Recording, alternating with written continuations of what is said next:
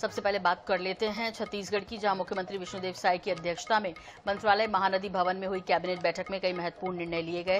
राज्य में uniform civil code लागू करने के लिए सेवानिवृत्त न्यायाधीश रंजना प्रकाश देसाई की अध्यक्षता में उच्च स्तरीय समिति गठित की जाएगी, जो कि नागरिकों और विशेषज्ञों से सुझाव लेकर प्रारूप तैयार करेगी। महिलाओं के नाम पर भूमि रजिस्ट्रेशन शुल्क में 50% की कमी होगी। साथ ही सैनिकों को संपत्ति क्रय पर स्टाम्प शुल्क में 25% की छूट देने का निर्णय हुआ। औद्योगिक भूमि आवंटन, गौण खनिज नियमों में संशोधन, दुधारू पशु पायलट प्रोजेक्ट और टीका द्रव्यों की समय पर उपलब्धता सुनिश्चित करने पर भी सहमति हुई। वित्तीय प्रस्ताव के तहत छत्तीसगढ़ द्वारा मध्य प्रदेश को अतिरिक्त पेंशन राशि की वापसी व्यवस्था को भी मंजूरी दी गई। इसके अलावा राज्य में उर्वरक और एलपीजी गैस की उपलब्धता की समीक्षा भी की गई। यूनिफॉर्म सिविल कोड लागू करने के संबंध में कोड के प्रारूप तैयार करने के लिए सेवानिवृत्त न्यायाधीश रंजना प्रकाश देसाई की अध्यक्षता में एक समिति का गठन करने का निर्णय लिया गया तथा समिति के सदस्यों के मनोनयन के लिए माननीय मुख्यमंत्री जी को अधिकृत किया गया। छत्तीसगढ़ में वर्तमान में विवाह, तलाक, उत्तराधिकार, दत्तक ग्रहण, भरण पोषण एवं पारिवारिक मामलों से संबंधित विवादों में विभिन्न धर्मों के अनुसार अलग अलग पर्सनल लॉ लागू है। भारतीय संविधान के अनुच्छेद 44 के तहत राज्य को सभी नागरिकों के लिए समान नागरिक संहिता लागू करने का निर्देश दिया गया है।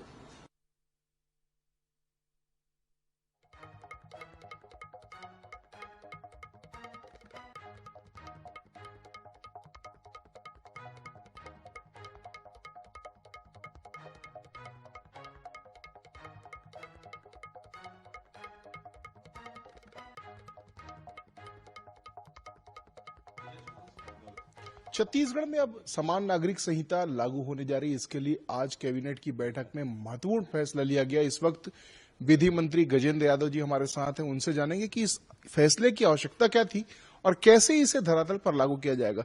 मंत्री जी, इसकी आवश्यकता आखिर क्यों थी? हालांकि आप लोगों के घोषणा पत्र में लंबे समय से यूसीसी की बात है, लेकिन छत्तीसगढ़ में इसकी प्रासंगिकता क्या है? देखिए, छत्तीसगढ़ नहीं पूरे देश में यूसीसी की आवश्यकता है, समान नागरिक कानून संहिता। और हमारे छत्तीसगढ़ के मुखिया श्रद्धेय विष्णुदेव साय जी की अध्यक्षता में आज जो हमारी कैबिनेट हुई, उस कैबिनेट में ऐसा तय हुआ कि जो गुजरात, जो मध्य प्रदेश, जो राजस्थान में जो कमेटी जो ये बिल जो ला रही है, उनसे ही उन्हीं कमेटी को हम यहाँ भी अनुशंसित करें और उन कमेटी की अनुशंसा हम मांगे। एक कमेटी बनेगी, कमेटी के रिटायर्ड जज उसमें उसे चेयरपर्सन रहेंगे और उसे कुछ मेंबर रहेंगे और वो जो राज्य के भौगोलिक यहाँ के जो वातावरण, इसके हिसाब से जो अपना वो जो विचार देंगे, सरकार के सामने जो मान रखेंगे, उसको कैबिनेट में चर्चा में लाया जाएगा और जो बेहतर हो सके उसको हम छत्तीसगढ़ में कानून के रूप में लाएंगे। चाहे पारिवारिक विवाद का विषय हो, संपत्तियों के बंटवारे का विषय हो, तलाक हो, विवाह हो, बहुत सारे ऐसे विषय आते थे जिसमें यूसीसी के अभाव में अलग अलग पर्सनल लॉ लागू थे। क्या इसके आने के बाद में एक रूपता आएगी और लैंगिक समानता और सामाजिक और धार्मिक समानता बढ़ेगा? बिल्कुल, सरकार की मंशा यही है कि एक कानून रहे, एक समान रहे और सबके लिए कानून बराबर रहे, किसी के साथ कोई भेदभाव ना हो, कोई पक्ष किसी कारण से उसमें पीड़ित ना हो। ये हमारी सोच है और अभी तो कमेटी बनी है, कमेटी अपना पक्ष रखेंगे और पक्ष रखने के बाद आगे उसमें विचार किया जाएगा। आप लंबे समय से जनसंघ और भारतीय जनता पार्टी को देख रहे हैं।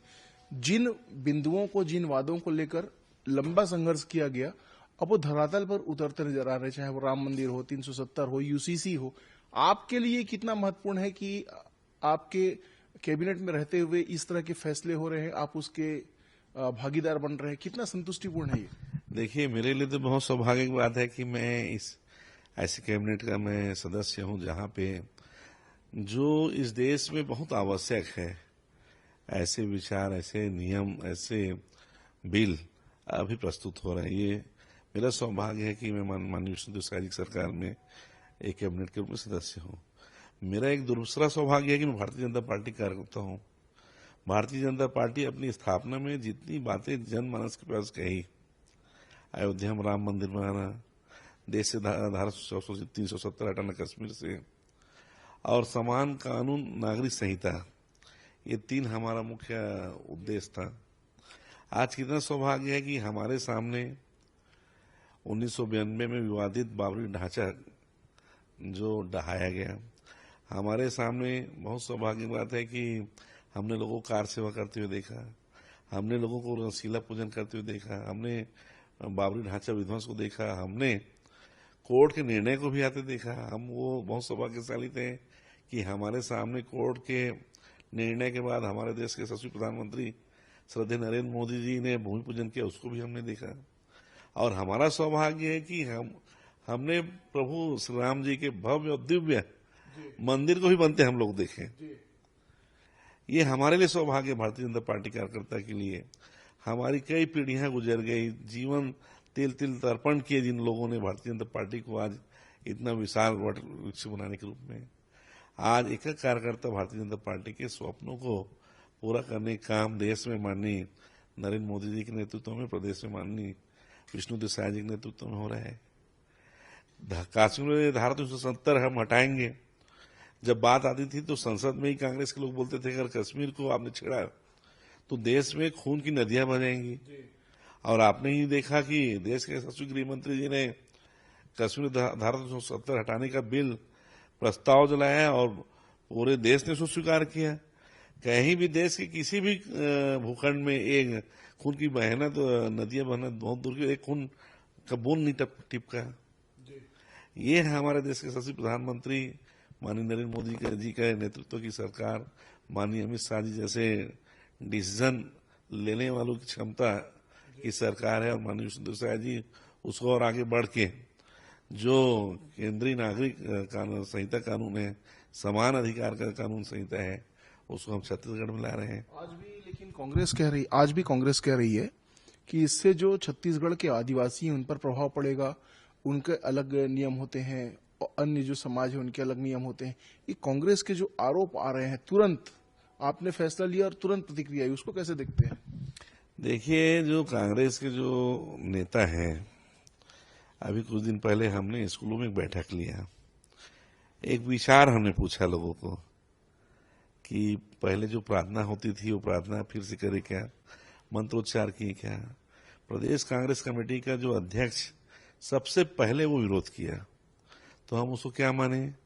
वो छत्तीसगढ़ विरोधी है, सनातन संस्कृति के विरोधी है और आदिवासी के विरोधी है। आदिवासी को अपने मूल सनातन से हम जोड़ेंगे तो इस काम को कभी उन्होंने विरोध किया।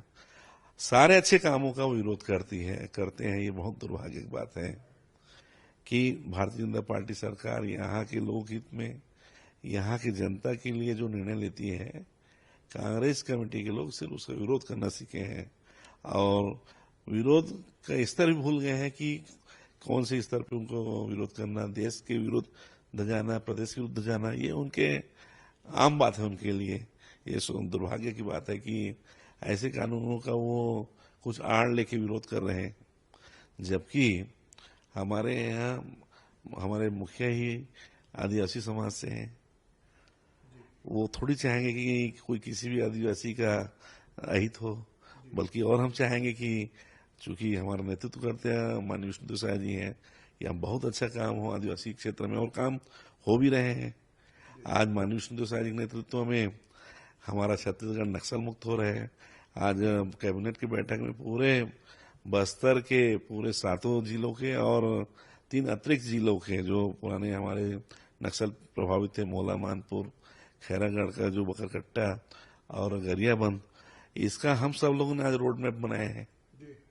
तो ये किसी चिंता करने की जरूरत नहीं है कि इस कोई भी कानून लाने से भारतीय जनता पार्टी माननीय विष्णुदेव साय जी ने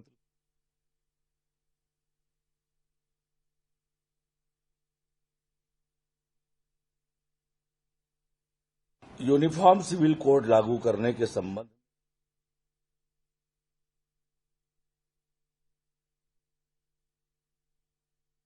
छत्तीसगढ़ में यूनिफॉर्म सिविल कोड लागू होने जा रहा है। कैबिनेट मंत्री रामविचार नेताम जी इस वक्त हमारे साथ। सर, क्यों इसकी आवश्यकता महसूस की गई, हालांकि बहुत लंबे समय से यूनिफॉर्म सिविल कोड की आप लोग बात कह रहे हैं?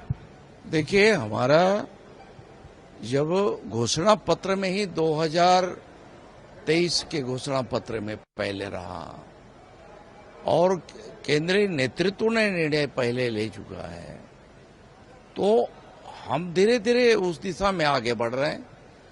हमने आज उसे गंभीरता से लेते हुए उसे कैबिनेट में हमने डिस्कशन किया, चर्चा की। उसके मसौदा बनाने के लिए कमेटी बनेगी।